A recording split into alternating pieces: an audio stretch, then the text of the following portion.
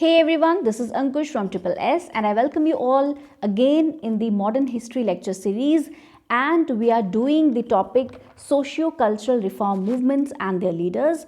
और ये टॉपिक हमने अभी स्टार्ट किया था लास्ट लेक्चर में. This is the part 2 of this lecture and we discussed the very first socio cultural reform movement that was related to Brahmo Samaj. और ब्रह्मो समाज जो है ये किसने मतलब कंस्ट्रक्ट किया था, ठीक है, तो दैट वाज कंस्ट्रक्टेड बाय राजा राम मोहन रॉय इन 1828. ठीक है, तो वी रेड ऑल अबाउट ब्रह्मो समाज एंड वी रेड अबाउट राजा राम मोहन रॉय. ठीक है, कि सबसे पहले इन्होंने आत्मीय सभा जो है ये बनाई थी इन 1814. उसके बाद ब्रह्मो समाज बनाया 1828 में. So he was you can say कि he was the father of Indian renaissance. ठीक है, and in fact the first modern in history.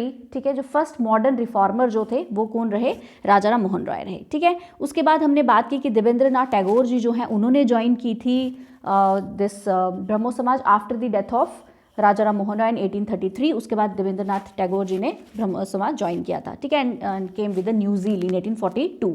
After that Keshav Chandra Sen जो है उन्होंने ज्वाइन किया ब्रह्मो समाज. ठीक है, फिर कैसे ब्रह्मो समाज में स्प्लिट आ गई इन 1866 due to the ideological conflict between Debendranath Tagore ji and Keshav Chandra Sen. There was a split in 1866. Okay, तो उसके बाद ये जो है हमने पूरा ब्रह्मो समाज के बारे में स्टडी किया. All right, and now today will be doing the very first socio religious topic, socio religious movement which is young Bengal movement by Henry Vivian Derozio. ठीक है, तो देखो अगर मैं हेनरी विवियन डिरोजियो की बात करूं जिन्होंने यंग बंगाल मूवमेंट स्टार्ट किया था, तो ऑब्वियसली जो है ये मूवमेंट कहाँ स्टार्ट हुआ? बंगाल में स्टार्ट हुआ. Okay, and it was started by Henry Vivian Derozio जो खुद एक यंग स्कॉलर थे. ओके, और इनसे ये कहाँ पे पढ़ाते थे? ये पढ़ाते थे हिंदू कॉलेज में. ओके, हिंदू कॉलेज कलकत्ता से ये रिलेटेड हैं. हिंदू कॉलेज जो है ये किसने बनाया था? ये डेविड हेयर ने बनाया था. डेविड हेयर के साथ एसोसिएटेड थे राजा राम मोहन रॉय. ठीक है, राजा राम मोहन रॉय की कंट्रीब्यूशन रही इसमें, डेविड हेयर की रही और इनफैक्ट राधाकांत देव की भी रही. राधाकांत देव, मैंने लास्ट लेक्चर में आपको बताया था कि राधाकांत देव जो है उन्होंने धर्म सभा बनाई थी. एंड राधाकांत देव जो है ये ऑर्थोडॉक्स हिंदू, ऑर्थोडॉक्स मतलब या कंजर्वेटिव हिंदू सोसाइटी को बिलोंग करते थे. Okay, but at the same time he believed in women education, in the same time he believed in women empowerment. And उन्होंने हिंदू कॉलेज को भी बनाने में one of the founding members की अगर मैं बात करूं तो राजा राम मोहन रॉय, डेविड हेयर, राधाकांत देव ये सारे रहे. ओके, बट राधाकांत देव जो हैं ये वो अटैक करते थे डायरेक्ट ब्रह्मो समाज की आइडियोलॉजी को, वो भी करते थे. ठीक है, मतलब ब्रह्मो समाज या राजा राम मोहन रॉय के अगेंस्ट भी थे राधाकांत देव उनकी आइडियोलॉजी के. ओके, तो ये ऑल राइट. तो अगर हम बात करें हेनरी विवियन डिरोजियो की, तो हेनरी विवियन डिरोजियो जी जो हैं इन्होंने, he was an Anglo Indian first of all. Okay, he was an Anglo Indian and see what happened कि इन्होंने क्या किया, एक बहुत ही रेडिकल मूवमेंट चलाया बंगाल में. ओके, बंगाल में बहुत ही रेडिकल मूवमेंट चलाया. ठीक है, रेडिकल का मतलब होता है बिल्कुल ऑपोजिट, जिनके आइडियाज़ जो है वो टोटली ऑपोजिट हों किसी चीज़ के. ठीक है, और इन्होंने क्या किया कि ये जो रेडिकल ट्रेंड है ये बंगाली इंटेलेक्चुअल्स के बीच में डाला. इंटेलेक्चुअल्स का मतलब बेसिकली जो इनके स्टूडेंट थे, और कहाँ के स्टूडेंट थे? हिंदू कॉलेज के. अब ये हिंदू कॉलेज में पढ़ाते थे तो इनकी जो आइडियोलॉजी या जो इनकी टीचिंग्स थी वो कहाँ हुई? वो हिंदू कॉलेज के जो स्टूडेंट्स थे ना, जो यंग स्टूडेंट्स थे हिंदू कॉलेज के, बेसिकली बंगाल में जो हिंदू कॉलेज था, ठीक है, उनके जो स्टूडेंट्स थे वहाँ उनकी जो आइडियोलॉजी है, जो रेडिकल ट्रेंड जो चला, ठीक है, that was imbibed into the mindset by Henry Louis Vivian Derozio. ठीक है, ऑल राइट. सो ये जो मूवमेंट है ये कब चली? ये चली 20s में, 1820 से 1830s में ये जो है मूवमेंट चली. Okay, and he was a radical thinker obviously, जैसे हमने बताया. और इनकी जो आइडियोलॉजी है वो किससे इंस्पायर्ड थी? वो फ्रेंच रेवोल्यूशन से इंस्पायर्ड थी और लिबरल थिंकिंग ऑफ इंग्लैंड से इंस्पायर्ड थी. ठीक है, स्पेशली फ्रेंच रेवोल्यूशन से इंस्पायर्ड थी. तो ये फ्रेंच रेवोल्यूशन क्या है? बेसिकली फ्रेंच रेवोल्यूशन जो है ये किन आइडियोलॉजीज पे चलता है कि उस टाइम पे जो है फ्रेंच रेवोल्यूशन जब आया था, ठीक है, तो इसमें जो है इक्वालिटी, लिबर्टी, फ्रेटर्निटी, फ्रीडम, इन सब चीज़ों की बातें जो है वो चल रही थी. और यही सब जो है हेनरी विवियन डिरोजियो ने क्या किया, ये कोशिश की कि यहाँ के यूथ में, यहाँ के यूथ के माइंडसेट में ये सारी चीज़ें भर दी कि भाई इक्वालिटी होनी चाहिए, लिबर्टी होनी चाहिए, फ्रेटर्निटी की आप क्वेश्चन करिए, एक रैशनैलिटी पे चाहिए. वैसे रैशनैलिटी की जो थिंकिंग है वो राजा राम मोहन राय ने स्टार्ट की थी, कि उन्होंने मतलब कहा कि रैशनल थिंकिंग होनी चाहिए, और हेनरी विवियन डिरोजियो ने तो टोटल रेडिकल थिंकिंग जो है वो इनकलकेट कर रहे थे यूथ्स में। जो भी बंगाल के यूथ्स थे उनको जो है इन्होंने टारगेट किया था, ठीक है, और उन पे काफ़ी ज़्यादा काम किया। उनकी आइडियोलॉजी को जो है फ्रेंच रेवोल्यूशन या लिबरल थिंकिंग की तरफ वो जो है बढ़ा रहे थे, ठीक है। पोइट्री भी लिखते थे। And see at the very young age, क्योंकि नॉलेज बहुत थी इनको, ठीक है, so at the very young age of 17 years, when he was just 17 years old, so he joined Hindu College in 1826, ठीक है, 1826 में उन्होंने ज्वाइन किया। और अपनी रेडिकल थिंकिंग की वजह से कहा जाता है कि इनको कॉलेज से एक्सपेल भी कर दिया था, निकाल भी दिया था, ठीक है। डिरोजियो के जो स्टूडेंट्स थे उनकी देखिए इन्होंने क्या किया, बेसिकली रेडिकल थिंकिंग क्या थी कि जो उनके स्टूडेंट्स थे ना उनको रीजनिंग की, रेडिकल थॉट्स की और क्वेश्चन करने की आदत डाल दी थी हेनरी विवियन डिरोजियो ने, ठीक है। That why should we adopt this, social structure को चेंज करने का एक जो सोशल स्ट्रक्चर को चेंज करने की जो आइडियाज़ हैं, जो आइडियोलॉजीज़ हैं, वो हेनरी विवियन डिरोजियो ने अपने यंग स्टूडेंट्स के बीच में डाल दी थी, ओके। ऑलराइट, सो ये क्या कर रहे थे, इससे अवेकन कर रहे थे, इन्फॉर्म कर रहे थे मासेस को, लोगों को, ठीक है, स्पेशली अपने स्टूडेंट्स को। डिरोजियंस जो हैं, अब जो हेनरी विवियन डिरोजियो के जो भी फॉलोअर्स थे उनको डिरोजियंस कहा जाता है, ठीक है। तो डिरोजियंस ने क्या किया, विमेन राइट्स को भी सपोर्ट किया, विमेन एजुकेशन को सपोर्ट किया, ठीक है, और राजा राम मोहन राय के जो आइडियाज़ हैं उनको आगे लेके गए बेसिकली, ठीक है। राजा राम मोहन राय के जो इनिशिएटिव्स हैं उनको भी जो है हेनरी, देखो हम देखेंगे राजा राम मोहन राय जो है he was a very prominent, very important figure as far as our social and cultural and religious reforms are concerned, ठीक है। आगे चल के जो भी रिफॉर्म्स हुए उनमें कहीं ना कहीं जो हम कह सकते हैं कि जो बेस था वो राजा राम मोहन राय जी की ही आइडियोलॉजीज़ का था, ठीक है। ऑलराइट, अब इनकी क्या डिमांड्स थी बेसिकली, ठीक है, इनकी क्या डिमांड्स थी कि फ्रीडम ऑफ प्रेस दे दीजिए, ठीक है, better treatment of Indian labour in British colonies abroad, trial by judiciary, ठीक है, ज्यूरी के थ्रू ट्रायल होना चाहिए, ऐसा नहीं कि कोई भी ट्रायल जो है वो अनाउंस कर दे, ठीक है। Employment of Indians in higher grades of services, specially in civil services, ठीक है। हेनरी विवियन डिरोजियो ने ये कहा कि सिविल सर्विसेज में इंडियंस का भी जो है होना चाहिए, ठीक है, रोल होना चाहिए, ओके। यंग बंगाल मूवमेंट जो है, देखिए at an very early age of just 22 years old Henry Vivian Derozio died, ठीक है, इनको डिजीज हो गई थी और 22 ईयर्स के ही थे जस्ट जब हेनरी विवियन डिरोजियो की मृत्यु हो गई, okay. So in 1831 he died, और जैसे ही इनकी डेथ हुई वैसे ही जो इनका यंग बंगाल मूवमेंट था वो थोड़ा थोड़ा डिक्लाइन होने लगा, वो फेड अवे होने लगा, okay. Now what happened when this faded away, उसके बाद 1838 में ये जो डिरोजियंस थे, जिनको मैंने आपको कहा कि इनके फॉलोअर्स को डिरोजियंस कहते हैं, हेनरी विवियन लुइस डिरोजियो के फॉलोअर्स को डिरोजियंस कहते हैं, इन्होंने क्या किया, 1838 में एक सोसाइटी बनाई जिसका नाम था society for acquisition of general knowledge, okay, society for acquisition of general knowledge, ठीक है, जिसमें उन्होंने फिर से जो है इसको जो है आप कह सकते हैं रिवाइवल जो है यंग बंगाल मूवमेंट के जो भी आइडियोलॉजीज थी, जो भी आइडियाज थे, उनको रिवाइवल करने की कोशिश की 1838 में, ठीक है, ओके। अब ये फेड अवे और भी क्यों हुआ, और भी बड़े सारे रीजंस थे फेड अवे होने के, क्योंकि देखिए जो डिरोजियंस उस टाइम पे क्या है, पीजेंट्स की बड़ी ज़्यादा प्रॉब्लम थी, ठीक है, जो ज़मींदार थे या जो ब्रिटिशर्स थे, ठीक है, उस टाइम पे क्या था कि पीजेंट्स की बड़ी प्रॉब्लम थी। और हमें पता है कि आज टिल डेट हमारी जो इकोनॉमी है वो एग्रेरियन इकोनॉमी है, ठीक है, फार्मर्स के ऊपर बेस्ड है, पीजेंट्स के ऊपर बेस्ड है। तो peasants were having lot of problem, बहुत सी टैक्स इम्पोजिशन करी जाती थी, ठीक है। तो पीजेंट्स वर वेरी मच कह सकते हैं कि बहुत डिटोरेटिंग कंडीशन में थे जो पीजेंट्स क्लास थी, ठीक है। तो पीजेंट क्लास पे ऐसा हेनरी विवियन डिरोजियो ने कोई बात नहीं रखी, तो इसलिए भी फेड अवे हो गया, ओके। और इनकी जो कहा जाता है कि जो इनकी रेडिकलिज्म थी वो ओनली बुकिश थी। बुकिश कैसे थी, क्योंकि हमने ये डिस्कस किया कि फ्रेंच रेवोल्यूशन से इनकी जो आइडियोलॉजीज थी वो बेस थी, बट इन सभी चीज़ों को एक्चुअली में इम्प्लीमेंट करने के लिए पहले हमें स्ट्रक्चर भी देखना पड़ता है, ठीक है, सोशल स्ट्रक्चर देखना पड़ता है, या लोगों का माइंडसेट देखना पड़ता है कि वैसा है या नहीं है, ठीक है। तो कहा जाता है कि इनकी जो रेडिकलिज्म है वो दैट वाज ओनली बुकिश, ठीक है, कि मतलब उसको एक्चुअली प्रैक्टिकली इम्प्लीमेंट करने के लिए बहुत चेंज अभी बाकी थी, ओके। तो that was just bookish. So this was about Henry Vivian Derozio, ठीक है, young Bengal movement started by Henry Vivian Derozio. सीधे डायरेक्ट क्वेश्चन एमसीक्यू में आप देख सकते हैं कि जो यंग बंगाल मूवमेंट है उसको किसने इनिशिएट किया था, तो the answer will be Henry Louis Vivian Derozio. Okay, तो डिरोजियंस इनके फॉलोअर्स को कहा जाता था। और 1820s टू 1830s की ये बात है। इमेजिन एक मतलब 17-18 ईयर्स का लड़का, एक मतलब छोटा एक टीनेजर जो है, he can make such a big difference. तो just at the age of 22 years he died at a very early age. तो इमेजिन अगर इन्होंने थोड़े और साल ये जिंदा रहते तो कितनी चेंज ये सोसाइटी में ला पाते उस टाइम पे, राइट। ऑलराइट, तो let's see the next social reformer. So the next social reformer is बाल शास्त्री जाम्बेकर जी। ओके, तो बाल शास्त्री जाम्बेकर जी जो हैं 1812 से लेके 1846 में जो है इनकी डेथ हो गई थी, ठीक है।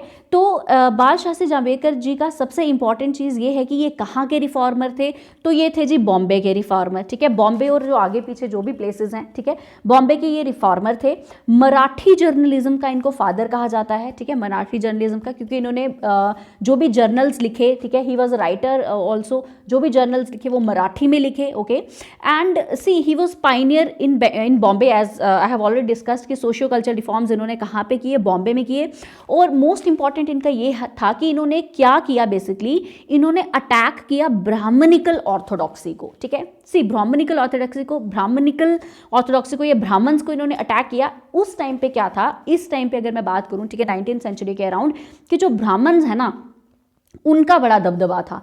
क्यों? क्योंकि उनको नॉलेजेबल लोग कहा जाता था। जो भी हमारे हिंदू स्क्रिप्चर्स हैं उनको पढ़ने का एक्सक्लूसिव राइट जो है पुराने ज़माने में ब्राह्मण्स को था, क्योंकि जो भी स्क्रिप्चर्स थे वो लिखे गए थे संस्कृत में, और संस्कृत कौन पढ़ पाता था? ओनली ब्राह्मण्स, ठीक है। ऐसा था, ठीक है, ऐसा था कि जो भी हम सो कॉल्ड जो भी लोअर क्लासेस थी उनको संस्कृत वो नहीं पढ़ पाते थे, ठीक है। उनको संस्कृत पढ़ने की आप कह सकते हो परमिशन नहीं थी, they could not read Sanskrit actually, ठीक है। तो संस्कृत जो है कौन रीड कर पाते थे? ब्राह्मण्स, और ब्राह्मण्स ही जो हमारे पुराने स्क्रिप्चर्स हैं उनको पढ़ पाते थे, क्योंकि संस्कृत में लिखे गए थे, right.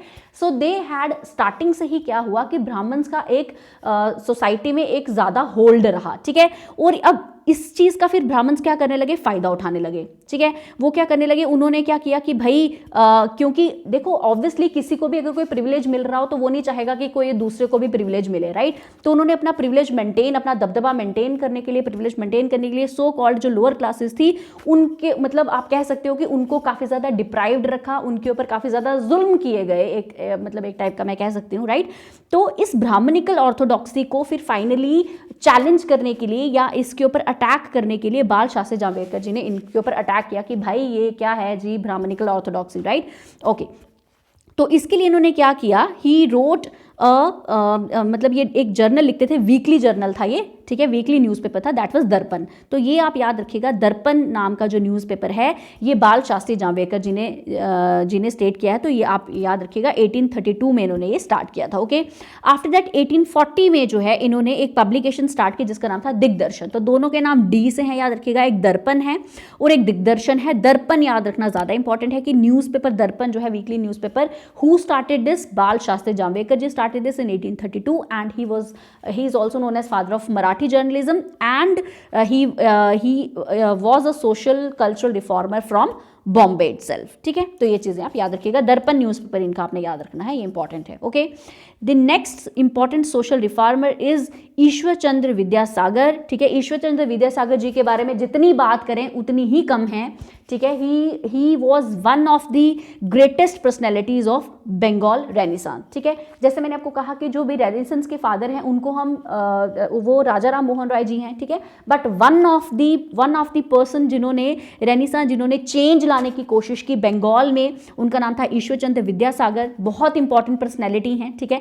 He was born in a poor ब्राह्मण फैमिली, एक पुअर ब्राह्मण फैमिली में 1820 सितंबर 1820 में ये पैदा हुए थे। And what a brilliant student he was, what a brilliant scholar he was. कहा जाता है कि मतलब लाइट नहीं होती थी कि मतलब कहीं लैंप के नीचे ये जो मतलब पढ़ते थे, ठीक है। He was very hard worker, okay, and a very brilliant career he had, okay. So he studied in Sanskrit college Calcutta 1829 से 1841 में इन्होंने क्या किया, संस्कृत कॉलेज में इन्होंने पढ़ा और संस्कृत कॉलेज से ये एसोसिएटेड हैं। जैसे जब हेनरी विवियन डिरोजियो की बात की थी तो he was associated with Hindu College, ठीक है। He used to teach in Hindi college.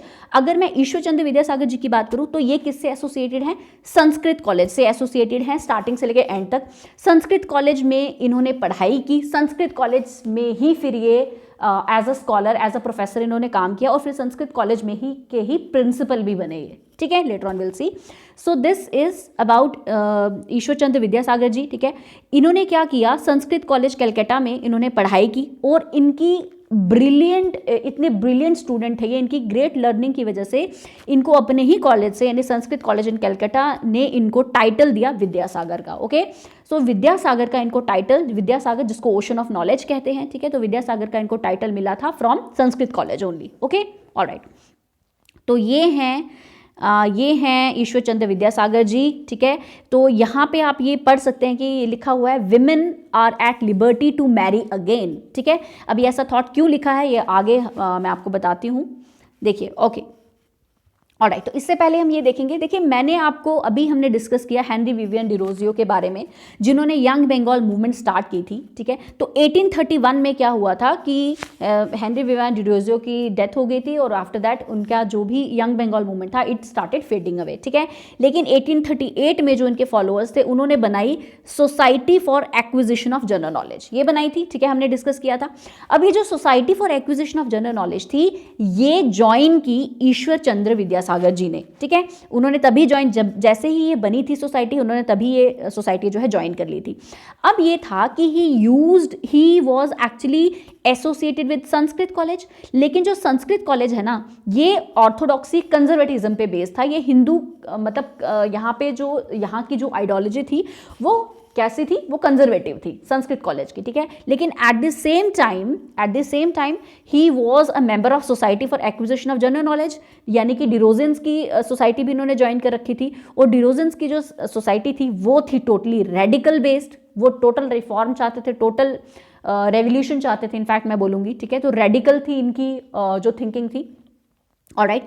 तो इसकी वजह से हम देख सकते हैं कि he created actually a beautiful blend, ठीक है, a blend of modern ideas as well as classical ideas, जो पुराने आइडियाज हैं, ठीक है।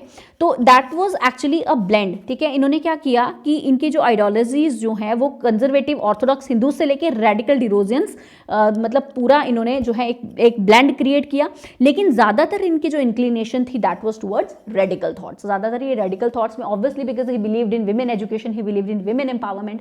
इन्होंने विडो रिमैरिज एक्ट जो है वो पास करवाया था, ठीक है, ईश्वर चंद्र विद्यासागर जी ने। तो ये was very very important personality, okay, alright.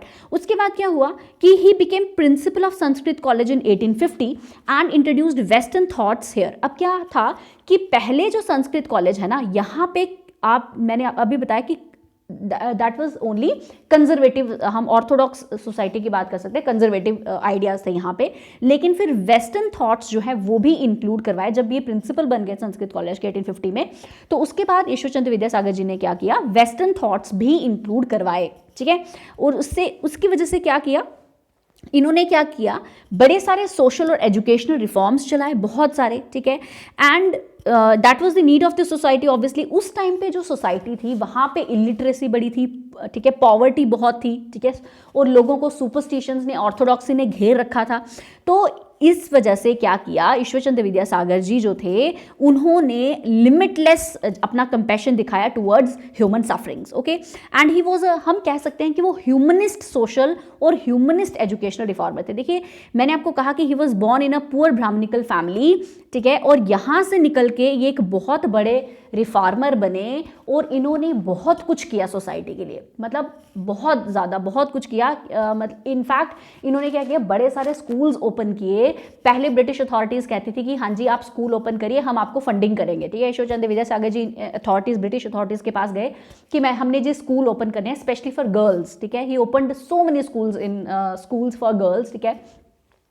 British authorities ने कहा कि ओके भाई हम फंडिंग करेंगे, but after that British authorities भी थोड़े बहुत उन्होंने फंड्स दिए, उसके बाद वो पीछे हट गए। ईश्वरचंद्र विद्यासागर अपने पॉकेट से, ठीक है, अपनी जेब से जो भी जितना वो खर्च सकते थे उससे एक्सेस में जाके वो खर्चते थे अब सोसाइटी के लिए, स्कूल्स बनवाने के लिए, ठीक है।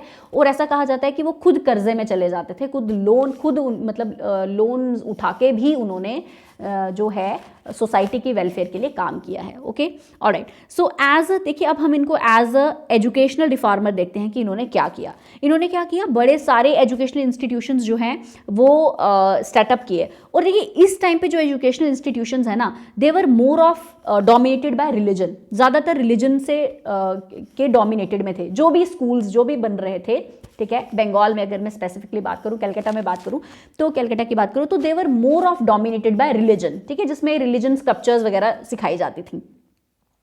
तो इस वजह से ईश्वरचंद्र विद्यासागर जी ने क्या किया कि जो संस्कृत कॉलेज जो हैं, अब जो इनका संस्कृत कॉलेज था जहाँ के ये प्रिंसिपल बने लेटर ऑन, ठीक है, उसको ओपन कर दिया फॉर नॉन ब्राह्मण्स ऑल्सो, ठीक है। मैंने आपको जैसे बताया कि पहले जो एजुकेशन का जो राइट था या संस्कृत पढ़ने का जो राइट था वो ओनली ब्राह्मण्स को था, ठीक है। तो उसके बाद क्या किया, with the efforts of Ishwar Chandra Vidyasagar, इन्होंने क्या किया, संस्कृत कॉलेज जो है वो नॉन ब्राह्मण्स के लिए भी ओपन कर दिया। और फर्दर उन्होंने क्या किया कि फिजिकल एजुकेशन इंट्रोड्यूस करी अपनी, ठीक है, फिजिकल एजुकेशन का जो प्रोग्राम है वो भी कॉलेज में इंट्रोड्यूस किया। नई मेथोडोलॉजी अपनाई उन्होंने संस्कृत पढ़ाने की, okay. And he was instrumental in breaking the rigorous social prejudice against female education, ठीक है। जो भी फीमेल एजुकेशन की जो भी इसके खिलाफ जो भी प्रिजुडाइज थी उसको भी खत्म करने की इन्होंने कोशिश की, ओके। और फीमेल एजुकेशन को एक्सटेंड करने के लिए बंगाल में इन्होंने क्या किया, 35 schools were open in 4 districts, ठीक है। 35 schools were open in 4 districts, okay. और भी बड़े सारे स्कूल्स जो है इन्होंने ओपन किए थे। Now he devised a new Bengali primer Borno Porichoy, ठीक है, करेक्टर आइडेंटिफिकेशन इन 1854। क्यों, ये क्या था बेसिकली बंगाली प्राइमर या बोर्नो परिचय? ये था कि छोटे बच्चों को बंगाली सिखाने का। देखिए बंगाली की एज सच अगर मैं बोलूं कि बंगाली लिटरेचर जो है वो इतना रिच नहीं था पहले, Bengali literature was not rich. तो ये ईश्वरचंद्र विद्यासागर जी के एक मेन कंट्रीब्यूशन है बंगाली लिटरेचर को मतलब आप कह सकते हैं बंगाली लिटरेचर को ज़्यादा बनाने की, बंगाली लैंग्वेज को और ज़्यादा आप कह सकते हो रिच करने की जो मेन कंट्रीब्यूशन है वो किसको जाती है, ईश्वरचंद्र विद्यासागर जी को जाती है।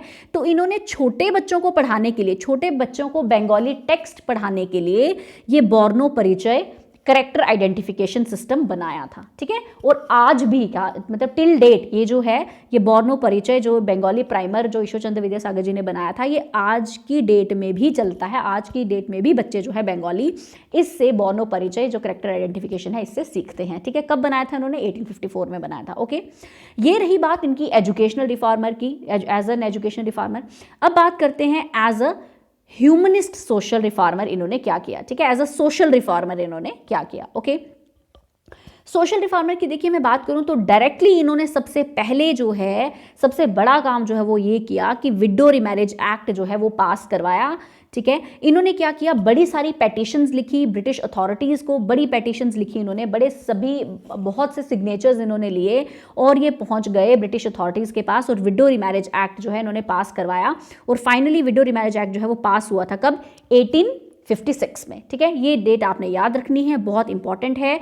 और ये आपने याद रखना है कि हिंदू विडो रिमैरिज एक्ट जो है 1856 में पास हुआ था। ये क्वेश्चन एग्जाम में बहुत बार पूछा जाता है कि हिंदू रिमैरिज एक्ट इन 1856 जो पास हुआ था इसकी मतलब किसको जाता है क्रेडिट, तो ठीक है। तो ऑप्शंस होंगे आपको बड़े सारे, तो ईश्वरचंद्र विद्यासागर जी जो है इसका आंसर रहेगा, ठीक है। तो ये आपने याद रखना है, ओके। इन्होंने क्या किया, इन्होंने इस पे ये कहा कि देखिए जो भी हमारे वैदिक टेक्स्ट है ना उनमें सैंक्शन है कि विडो रिमैरिज की जाए। अब देखिए लोगों को समझाने के लिए, ठीक है, लोगों की आइडियाज़ को चेंज करने के लिए उन्होंने एग्जाम्पल दी हमारे वैदिक टेक्स्ट की, हमारे हिंदू स्क्रिप्चर्स की उन्होंने एग्जाम्पल दी। उन्होंने कहा कि भाई जो हमारे पुराने वैदिक टेक्स्ट हैं उनमें ऐसा सैंक्शन है कि हिंदू रीमैरिज एक्ट लाया जाए, ठीक है। जैसे जब हमने राजा राम मोहन राय जी का डिस्कस किया था तो राजा राम मोहन राय जी किसके अगेंस्ट थे? सती प्रथा के अगेंस्ट थे। वैसे तो वो भी विडो रिमैरिज को फेवर करते थे, लेकिन मेन उन्होंने सती प्रथा, सती अबॉलिशन में उनको क्रेडिट जाता है, ठीक है। तो जब उन्होंने सती एबॉलिशन किया तो उन्होंने भी हमारे पुराने वेदास और उपनिषद्स की एग्जाम्पल लेके कहा था, ठीक है, कि वहां हमारे वेदास और उपनिषद्स में कहीं पे भी सती प्रथा का मेंशन नहीं है। सिमिलरली ईश्वरचंद्र विद्यासागर जी ने भी वैदिक टेक्स्ट का एग्जाम्पल लेके कहा कि कहीं पे भी जो वैदिक टेक्स्ट हैं उनमें विडो रिमैरेज एक्ट जो है दैट वाज एक्चुअली डन, ठीक है, window remarriage was actually done, ठीक है। तो उन्होंने भी इसकी एग्जाम्पल ली, ओके। बड़े सारे पेटिशंस लिखे तो finally Hindu widows remarriage act जो है 1856 में पास हुआ था, ओके। मैंने आपको बताया था धर्म सभा जो है राधाकांत देव ने बनाई थी, जब हमने ब्रह्मो समाज में जब हम पढ़ रहे थे उसमें मैंने आपको राधाकांत देव का मेंशन किया था, ठीक है। तो राधाकांत देव ने क्या किया था, ब्रह्मो समाज में जब सती प्रथा जब लीगलाइज हुई थी तो उसको, ठीक है, उसको किया था कि सती प्रथा जो है वो नहीं, इसको अबॉलिश करा गया था। तो उस टाइम पे पेटिशंस लिखी थी सती प्रथा के, ठीक है, सती प्रथा को लेके राजा राम मोहन राय जी के लिए। तो सिमिलरली अब यहाँ पे भी जो है धर्म सभा आ जाती है, ठीक है, धर्म सभा फिर से आती है और फिर से अब कहा जाता है कि जो धर्म सभा की जो पेटिशन थी, जो राधाकांत देव की धर्म सभा की जो पेटिशंस थी वो ज़्यादा थी, उनके सिग्नेचर्स जो थे वो ज़्यादा थे ईश्वरचंद्र विद्यासागर जी से, ठीक है। मतलब लोग जो थे वो चाहते थे कि ये विडो रिमैरेज एक्ट पास ना हो, जो कंजर्वेटिव सोसाइटी थी, ठीक है, जो धर्म सभा जो कंजर्वेटिव सोसाइटी थी। लेकिन फिर भी जो ब्रिटिश अथॉरिटीज़ ने क्या किया, हिंदू विडो रिमैरेज एक्ट को लीगलाइज कर दिया, okay. And he was also crusader against child marriage and polygamy, और चाइल्ड मैरिज और पॉलीगैमी के भी ये अगेंस्ट थे, ठीक। तो this was about Ishwar Chandra Vidyasagar, alright. Next is प्रार्थना समाज। इन 1867 इट वॉज फाउंडेड, ठीक है। तो डायरेक्ट क्वेश्चन पूछ सकते हैं कि प्रार्थना समाज जो है वे कब फाउंड हुआ था, तो इट वॉज फाउंडेड इन 1867, ठीक है। किसने फाउंड किया था, तो बॉम्बे में ये फाउंड हुआ था, और किसने किया था, आत्माराम पांडुरंग जी ने, ठीक है। तो आत्माराम पांडुरंग जी ने क्या किया था, प्रार्थना समाज बनाया था। एंड हु वाज आत्मा पांडुरंग जी, ये जो हैं ये बॉम्बे के सोशल रिफॉर्मर थे, ओके, बॉम्बे के सोशल रिफॉर्मर थे। एंड ये इनके पर्सनल बायोग्राफी में है, और इस तरीके का क्वेश्चन भी पूछ सकते हैं कि ये फाउंडर थे बॉम्बे नेचुरल हिस्ट्री सोसाइटी के भी, ठीक है। He was founder of Bombay Natural History Society. Who was founder of, one of the founder of Bombay Natural History Society, so he was Atmaram Pandurang ji, ठीक है। ये है इनकी पिक्चर, आप देख सकते हैं, ठीक है। सो आत्माराम पांडुरंग जी जो हैं ये आपने याद रखना है, फाउंडर ऑफ प्रार्थना समाज। और इन्होंने देखिए ये जो आत्माराम पांडुरंग जी जो है ना, ये किसके इन्फ्लुएंस में थे, केशव चंद्र सेन के इन्फ्लुएंस में थे। केशव चंद्र सेन को ये मानते थे। जब केशव चंद्र सेन ने ब्रह्मो समाज ज्वाइन किया था, ठीक है, तो उनके आइडियाज़ को या उनके फुटप्रिंट्स को ये फॉलो करते थे, ठीक है, आत्माराम पांडुरंग जी। तो आत्माराम पांडुरंग जी ने केशव चंद्र सेन को बोला कि आप हमारे साथ ये प्रार्थना समाज बनाइए। तो केशव चंद्र सेन की हेल्प से, की सपोर्ट से बेसिकली आत्माराम पांडुरंग जी ने प्रार्थना समाज बनाई 1867 में, ओके, ऑलराइट। अब ये प्रार्थना समाज जो है इसका मतलब ये क्या प्रोफेस करता था, इसमें क्या था, emphasis was on monotheism. Upanishad same है जो ब्रह्मो समाज में हमने देखा था, जो ब्रह्म समाज के टीचिंग्स थी वही प्रार्थना समाज की टीचिंग्स बनी। दैट वाज मोनोथीज्म, मतलब कि बिलीफ इन वन गॉड। उपनिषद को मानते थे, ये टीचिंग्स ऑफ श्रीमद् भागवत गीता, ठीक है, जो भी हमारी होली बुक है गीता, उसको मानते थे, ठीक है। Promotion of western liberal thoughts ये करते थे, focus on social reforms obviously, ठीक है, ये सब इनकी एम्फेसिस थी प्रार्थना समाज में, ओके। ऑलराइट, केशव चंद्र सेन के बारे में तो हमने पढ़ा था, ठीक है। केशव चंद्र सेन ने कौन सा ब्रह्मो समाज बनाया था, ही मेड ब्रह्मो समाज ऑफ इंडिया, ठीक है। केशव चंद्र सेन जब ब्रह्मो समाज जब केशव चंद्र सेन ने ज्वाइन किया था तो इनको आचार्य बना दिया था देवेंद्रनाथ टैगोर जी ने, ठीक है। उसके बाद फिर 1866 में आ गई थी स्प्लिट ब्रह्मो समाज में, ठीक है, ये हमने पढ़ा था। तो केशव चंद्र सेन ने बनाया था ब्रह्मो समाज ऑफ इंडिया, ओके। तो इनके आइडिया से इन्फ्लुएंस होके आत्माराम पांडुरंग जी और केशव चंद्र सेन ने मिलकर बनाया प्रार्थना समाज, ठीक है, ओके। और एजेंडा क्या थे प्रार्थना समाज के, क्लियरली 4 पॉइंट एजेंडा थे, ठीक है। प्रार्थना समाज के जो है क्लियरली 4 पॉइंट्स एजेंडा थे। That was promotion of women education, supporting widow remarriage, raising the minimum permissible age of marriage of both male and female. Yes, Atmaram Pandurang ji जो है पर्सनली भी वो ये चीज़ एम्फसाइज करते थे, ठीक है। प्रार्थना समाज का तो ये मोटो था ही, उनका एक पर्सनल ये भी था, मोटिव भी था। वो ये चाहते थे कि जो मिनिमम एज है मैरिज की वो इंक्रीज कर दी जाए, स्पेशली फॉर फीमेल्स, ठीक है, स्पेशली फॉर फीमेल्स। तो फीमेल्स की मैरिज इंक्रीज होगी तो मेल्स की तो ऑटोमेटिकली इंक्रीज ही होगी, ठीक है। तो मिनिमम परमिसिबल एज जो है वो इंक्रीज करने के लिए उन्होंने बोला था। And disapproval of caste system को भी नहीं मानते थे। ऑब्वियसली मैं जब हमने ब्रह्मो समाज डिस्कस किया था तब मैंने आपको बताया था कि जो केशव चंद्र सेन हैं केशव चंद्र सेन जो हैं वो कास्टिज्म को डायरेक्ट अटैक करते थे, ठीक है, डायरेक्ट वो कहते थे कि भाई आप इंटरकास्ट मैरिजेस होनी चाहिए, ठीक है, तो directly he actually pointed out the caste system, right, okay. अब प्रार्थना समाज जो है it became more popular when Mahadev Govind Ranade, ठीक है, जिनको एमजी रानाडे भी कहते हैं, जब एमजी रानाडे ने ज्वाइन किया था प्रार्थना समाज इन 1870। सो एमजी रानाडे ज्वाइंड प्रार्थना समाज इन 1870, जिसकी वजह से प्रार्थना समाज जो है ज़्यादा पॉपुलर हो गया, क्योंकि एमजे रानाडे की फैन फॉलोइंग बहुत ज़्यादा थी उस टाइम पे भी, ठीक है, तो इसकी वजह से जो प्रार्थना समाज है वो काफ़ी ज़्यादा पॉपुलर किया महादेव रानाडे जी ने, ठीक है ना। ये जो महादेव गोविंद रानाडे जी जो हैं इनका हम आगे जब हम हिस्ट्री और पढ़ेंगे तो इसमें इनका काफ़ी नाम आएगा, ठीक है, इनको जस्टिस रानाडे भी कहते हैं। क्यों नाम आएगा? Because he was one of the founding members of Indian national Congress, ठीक है, इंडियन नेशनल कांग्रेस के one of the founding member जो थे वो एमजी रानाडे भी थे, इसलिए हम इनके बारे में आगे और डिस्कस करेंगे, राइट। बॉम्बे में पैदा हुए थे and great reformer again, okay. अगर मैं साउथ इंडिया की बात करूं तो साउथ इंडिया में ये प्रार्थना समाज जो है ये किसने पॉपुलराइज किया था? तेलुगु रिफॉर्मर थे और राइटर थे जिनका नाम था कंडुकुरी वीरेसलिंगम, ठीक है। तो कंडुकुरी वीरेसलिंगम जी ने क्या किया? प्रार्थना समाज को पॉपुलराइज किया साउथ इंडिया में, ऑलराइट। और अगर देखिए ये इंपॉर्टेंट है कि जो प्रार्थना समाज है it was actually had a profound impact on social reform history of Maharashtra region, ठीक है। तो बॉम्बे रीजन या महाराष्ट्र रीजन की अगर मैं बात करूं तो वहां पे जो है प्रार्थना समाज या जिसको प्रेयर सोसाइटी भी कहा जाता है उनका इंपैक्ट रहा, ठीक है। तो एक तो प्रार्थना समाज का इंपैक्ट रहा महाराष्ट्र में, ठीक है, जो हमने पढ़ा, और किसका इंपैक्ट रहा? और रहा बाल शास्त्री जाम्बेकर जी जो हैं ये भी जो है ये बॉम्बे के ही सोशल रिफॉर्मर थे, ओके। तो this was all about today's lecture. तो आज के लेक्चर में हमने क्या देखा? आज के लेक्चर में हमने यंग बंगाल मूवमेंट देखा जो हेनरी विवियन डिरोजियो ने लीड की थी। देन वी रेड अबाउट बाल शास्त्री जाम्बेकर जी, ठीक है, जिन्होंने न्यूज़पेपर दर्पण लिखा था, ठीक है, मराठी जर्नलिज्म के फादर इनको कहा जाता है, okay. After that we read about great personality Ishwar Chandra Vidyasagar ji, ठीक है, जो कि संस्कृत कॉलेज से एसोसिएटेड थे, और सबसे इंपॉर्टेंट इसमें ये है कि इन्होंने हिंदू विडोज मैरिज एक्ट 1856 ठीक है ये पास करवाया था, और इन्होंने बहुत कुछ किया था सोसाइटी के लिए, मतलब जितना कहें उतना कम है, ठीक है। He did so much for the society, okay. After that Prarthana Samaj was founded by Atmaram Pandurang ji with and in association with Keshav Chandra Sen in 1867. So date you need to remember, okay. And after that MG Ranade ji ने 1870 में प्रार्थना समाज को ज्वाइन करके एक नई zeal दी, उसको एक और ज़्यादा पॉपुलर बनाया, ठीक है। तो और ज़्यादा सोशल रिफॉर्म मूवमेंट्स जो हैं आगे हम पढ़ेंगे, उनके लीडर्स के बारे में पढ़ेंगे, ठीक है। So I will come up with the next lecture very soon. Till then take care, bye bye, keep studying.